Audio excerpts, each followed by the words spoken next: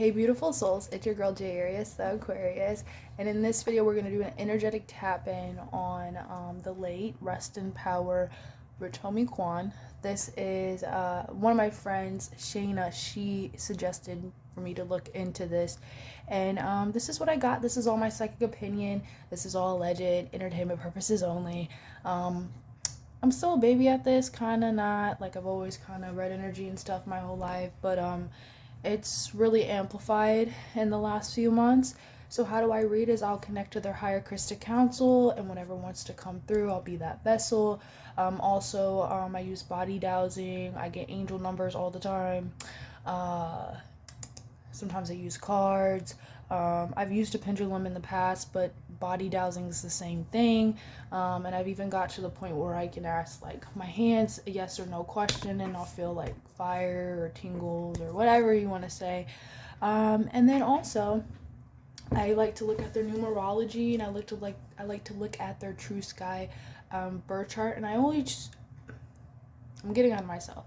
I only choose true sky side rail because that was the constellations exactly in the sky above you when you were born. I've noticed that for me, like my side rail, my tropical, and my true sky are all different, but I mostly resonate with my true sky rail, but I still resonate with all three. You know what I'm saying? So it don't matter. So first we're going to get into his numerology. We're going to read some of his birth chart placements that stood out to me. And then we're going to look at his soul map so we can understand him on a soul level. And then the messages, the energetic messages that come through. Sometimes they come through as like downloads. I'll get signs. Maybe there'll be actual visual signs right in front of me, or sometimes I just get visions. So again, it's all new for me.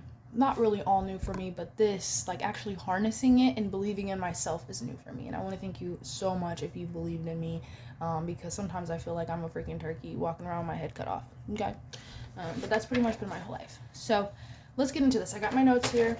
I wrote it down. I wrote it down. Okay, so Quan, he was born October 4th of 1989. That's the birthday I could find. I know they were saying he was born in 1990 and 1989, but I really do feel like he was born in 1989, because like tapping into his energy and stuff, and then like the stuff I got from his birth chart and numerology, that made a lot of sense. But he definitely could have been born 1990. Okay, so he has a birth number 4. Okay, so this brings themes of stability versus chaos. He came to build a foundation and a legacy. His soul wrote that in a contract, basically. Reliability was a theme for him. I'm not sure if he was completely reliable. He may have been very reliable, especially to his loved ones, but that was a theme for him to learn, or a theme for him to embody. And needing grounding in roots and order and structure. So there was a need for that, and a need for him to create that for himself. So his life path number, right?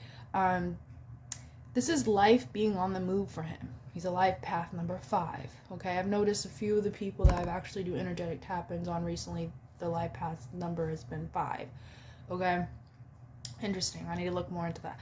But life path number 5. So I'm like, I looked up what does 5 mean? Because you got Chaldean numerology, you can apply it to astrology. You know what I'm saying? Okay, so for him, this is what I got. So this was his life being on the move, him living that fast life, him having that rebellious archetype, right? Seeking excitement or thrill all the time, right? So like number 5, if you associate it with astrology, the 5th house is ruled by the sun, ruled by Leo, and that's like pleasure, that's like, you know, just your extracurricular activities, your hobbies, things like that. It's connected to your sacral, solar chakra, so things that literally give you pleasure, maybe things you indulge in, you know what I'm saying, maybe things we take to extreme. You know, pleasure is not bad, but it's just anything that we do too much of is a bad thing, you know what I'm saying? If we're doing it too much here, we're not doing enough of it, right? So there was themes around freedom for him in his life, and then of course 5 being related to Leo and the sun, that's fame, performance. So that's written in his life path. That was destined for him.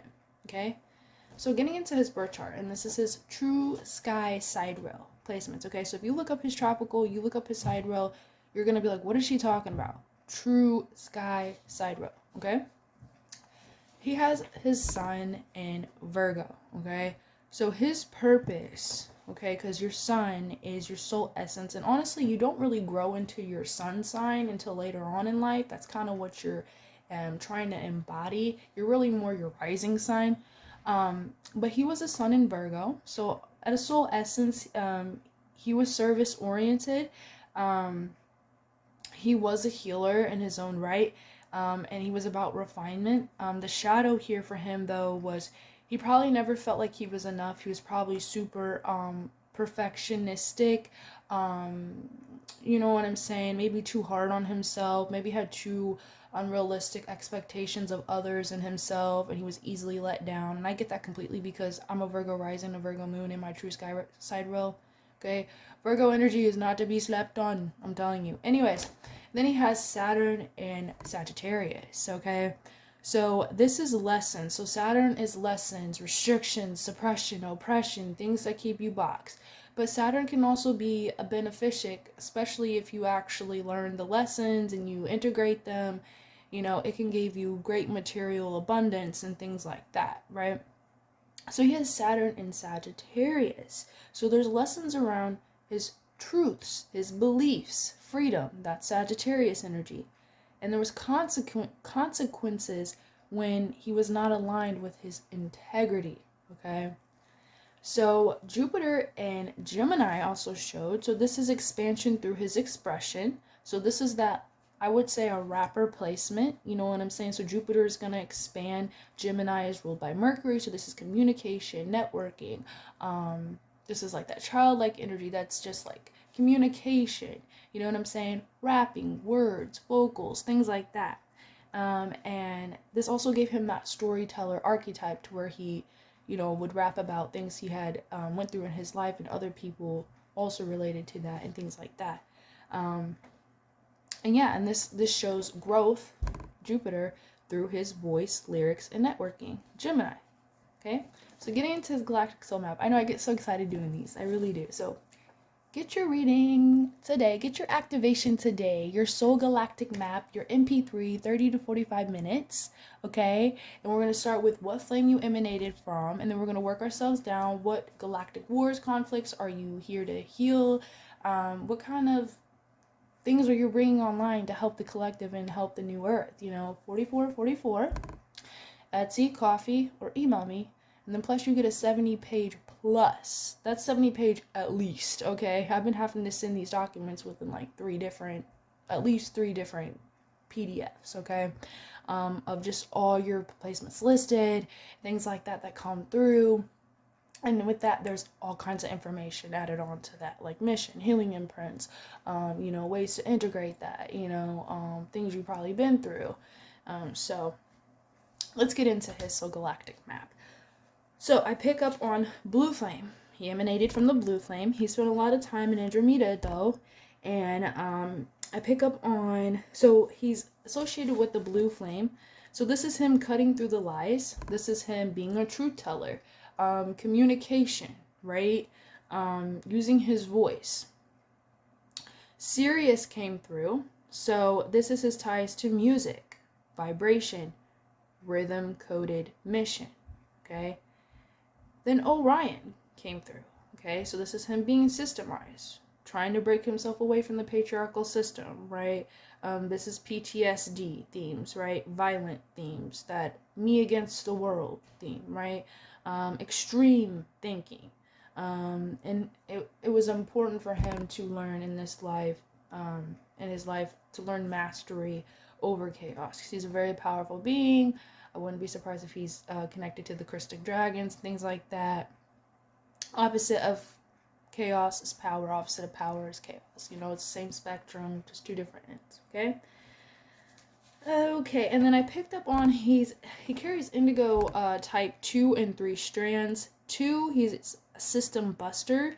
He's here to dismantle patterns. That also plays into his Orion lifetimes, and to fight against oppression and suppression of, you know, I'm not going to say his people, but really like the people who relate to him. You know what I'm saying? The people who've been through the same things as he has and things like that.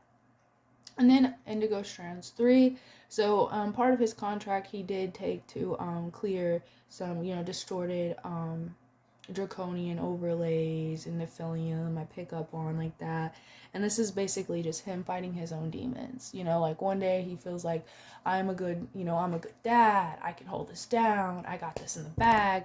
And the next day he's like, I just want to disappear. I want to escape. That's totally an Indigo 3. You know what I mean?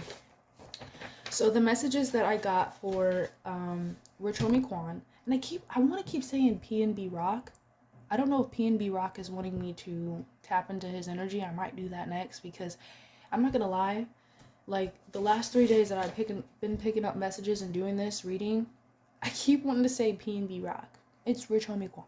Like, that's so disrespectful. But then I'm thinking, like, is that P&B Rock trying to come through? I don't know.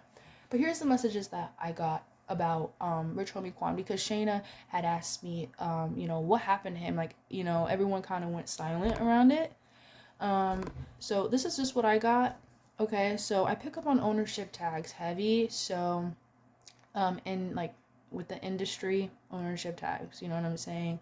And then the download that I got from like him was, take care of yourself. It's so important. Take care of yourself. And I felt like he was stuck in a maze and there was no way out. So he chose escapism to make things a little bit better, his reality more copable, right? And then I heard whistleblower. So I don't know if, this is all alleged. I don't know if he knew some stuff about people in the industry. I don't know if someone was accusing him of that. I don't know if he's saying that about someone else. But I heard whistleblower, okay? And that right now his soul is actually still in a transitional phase. So like basically he's made it out, but he lived a very traumatic life, and he's basically getting healed by like, guardian races and things like that right now. And so here are some of the angel numbers that came through for him. So I got like 3 of them. And that was 11. Just 11. I kept seeing 11, and I think I kept seeing it on his birth chart too. And then I kind of picked up on when I was looking at his True Sky side row. I don't know. I don't want to like infer or whatever, but I guess it's kind of part of what I do. But he was like, in his chart, he had a lot going on to where like, I feel like he had issues with feminine energy. You know what I'm saying? I'm not saying, like I said, I didn't know Rich Homie Quan. I'm not saying that he probably treated all women bad or nothing, but I feel like this is coming from multiple past lives of just like just issues with feminine energy. Maybe he was like over masculine. Maybe he just couldn't find that polarity within himself. Maybe he was told that, oh, men should do this and women should do this, so you're a man, so you should act this way, right? You know what I'm saying? Probably the programming that he went through. But I got 11, and 11 is an emotional number. It's 2 ones, you know what I'm saying, which is that alpha masculine energy. But you put them together, it's 2, and 2 is the feminine energy. So 11s, I've noticed, like, if you're born on the 11th or your life past 11, I've noticed a lot of them go through a lot of highs and lows and a lot of unconventional things, because the 11th is part of the 11th house, which is ruled by Aquarius and Uranus. So this is unconventional things you don't see coming all the time. And then with 11, 2 being of the vibration of the 2, emotions. So a lot of highs, ups and downs. And then with that 11 number being of feminine energy, I just pick up that he maybe dealt with a lot of conflict, maybe with his inner feminine, just feminine energy in general around him. Maybe it was with his girls, maybe it was his baby mamas. I don't know if he had multiple. I don't know about this man, really. I've listened to like a few of his songs. I couldn't even tell you a song right now. What is this? I'm so sorry. No disrespect. I'm not hating. Like I said, I used to listen to him. Anyways, moving forward. So 11, this told me that right before he passed away, he was starting to wake up, or he was at least starting to want help, or he was starting to like on a soul level be like, okay, I don't want this anymore. You know what I'm saying? Like, the money's great. I'm able to provide for my family. I made a new way for myself. But like, he kind of got to this point where it's just like, what is going on? Kind of like he was having an awakening. Then I got 131. And obviously I don't know all obviously I don't know all these angel numbers off the top of my head. So I look them up and I'm like, okay, what terms apply to this energy that I'm feeling, right? Okay, so 131, so his individuality and expression. So that's what he was here to do, you know?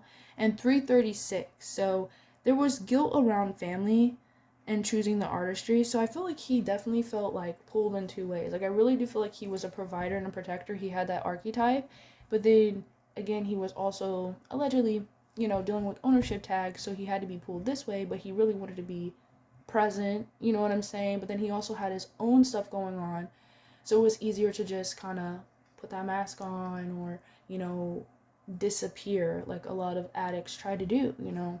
Been there, done that. I'm not judging anyone, you know. So, and then I got 343. So, creativity protected by foundation. So that is what his soul came to do.